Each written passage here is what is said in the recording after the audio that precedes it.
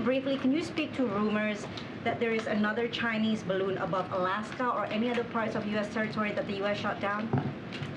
So I can confirm that the Department of Defense was tracking a high-altitude object over Alaska airspace in the last 24 hours.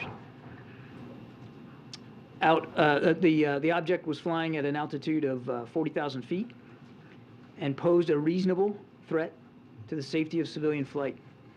Out of an abundance of caution and at the recommendation of the Pentagon, President Biden ordered the military to down the object, and they did.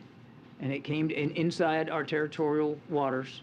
Those waters right now are frozen, but inside territorial airspace and over territorial waters. Fighter aircraft assigned to U.S. Northern Command took down the object within the last hour. Can we just go back for a moment? So another aircraft of some sort, airship, balloon, something was shot down today. Who owns it? What were the circumstances? Was the president directly involved in ordering this? And is wreckage being recovered? Well, okay, so I'm going to try. Remind me if I forget something. Okay. Yes, the president absolutely was involved in this decision. He ordered it at the recommendation of Pentagon leaders. He wanted it taken down, and they did that. They did it using fighter aircraft assigned to U.S. Northern Command. The Pentagon will have more to say about the details of this later on this afternoon. It's only just within the last hour. We're calling this an object because that's the best description we have right now. We do not know who owns it, whether it's state-owned or corporate-owned or privately owned. We just don't know. We don't know. As I said, state-owned. We don't know if it's state-owned. And we don't understand the full purpose. We don't have any information that would confirm a stated purpose for this object. We do expect to be able to recover the debris since it fell not only within our territorial space but on what we believe is frozen water. So a recovery effort will be made, and we're hopeful that it'll be successful, and then we can learn a little bit more about it. Was its appearance like the Chinese aircraft? No, it was much smaller than the spy balloon that we took down last Saturday. The way it was described to me was roughly the size of a small car, as opposed to a payload that was like 2 or 3 buses size, right? So much smaller, and not of the same, no significant payload, if you will.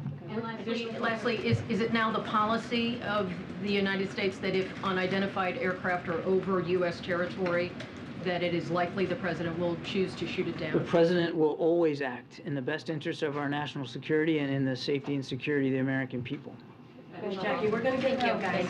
John, so the Pentagon ordered this new object be taken down over Alaska. The president ordered it. The president ordered it. So is it a fair takeaway then that the Pentagon regrets not taking down the first balloon before it crossed the entire U.S.? Well, I'm not going to speak for the Pentagon. I can tell you that the president doesn't regret the way that we handled the first balloon. That time first of all, apples and oranges here in terms of size. As I said, this was size of a small car, and it was over a very sparsely populated area, but also more critically it was over water space when we ordered this down, as we did the last one, but a completely different size. And the debris field for this we expect to be much smaller than would have been for the other one.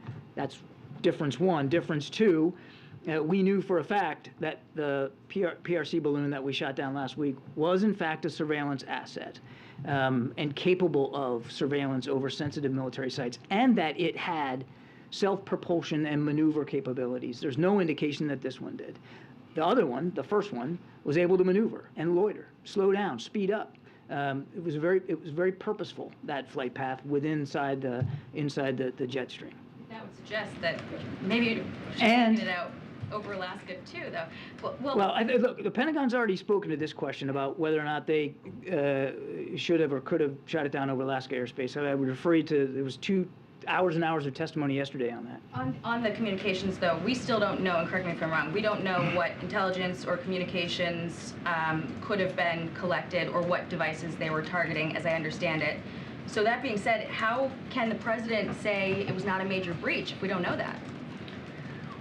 What we do know is we knew the basic flight path of this thing. And we were able to take steps at sensitive military sites that we believed would be along the flight path to significantly curtail any intelligence ability that the Chinese could get from the balloon. Certainly curtail anything that would be above and beyond what they normally try to collect through other means. Go ahead, Zeke, and then we'll get around. Thanks, John. Was this latest object that was shot down within the last hour, was that detected based upon any information gleaned from the monitoring of the last balloon over last week, in terms of what you learned about that Chinese program that informed the decision to shoot this item down? I think I'd be careful saying that anything specific to what we've learned from that last platform. And we were able to collect some information from it while it was in flight. That was another reason why we let it traverse over land the way it did. But I would be I would not say that information gleaned from our surveillance of that surveillance balloon provided insights that permitted this detection and track. And as of this moment, are you convinced that you shot down? Do you know what you shot down? That it wasn't just a harmless weather balloon? That there was some motivation flying this over U.S. airspace, or is it truly? I think we're going to try to learn more. I can tell you it was an object. It was at 40,000 feet, and the predominant concern by the president was a safety of flight issue at that altitude. Remember the one that we shot down last Saturday? It was at 65,000+ feet. So no threat to civilian aircraft. This one at 40,000 feet could have posed a threat to civilian aircraft, and it did not appear to have the maneuverable capability that the other one did. So, virtually at the whim of the wind. Thank you, Crane. So just thank you, Kirby. So to follow up on what you just said about civilian aircraft, is that what you meant initially when you said there was a reasonable threat to shoot it down?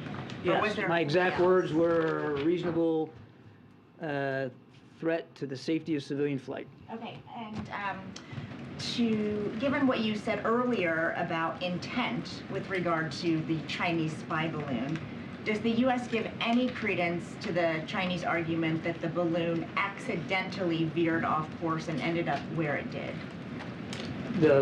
Which you're talking about the one from last week? Yeah. Say that again. Or is it? Does the U.S. give any credence to the Chinese argument that this thing accidentally veered off course and ended up where it did? No.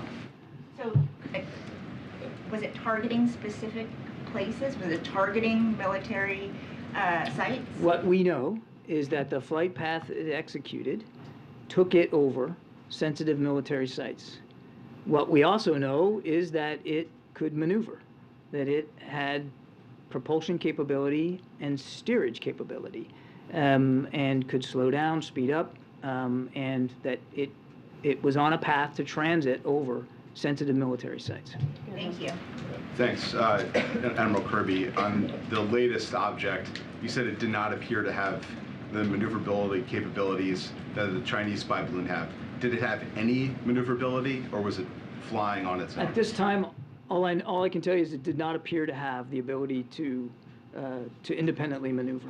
We'll attempt recovery, and we'll see what we can learn more from.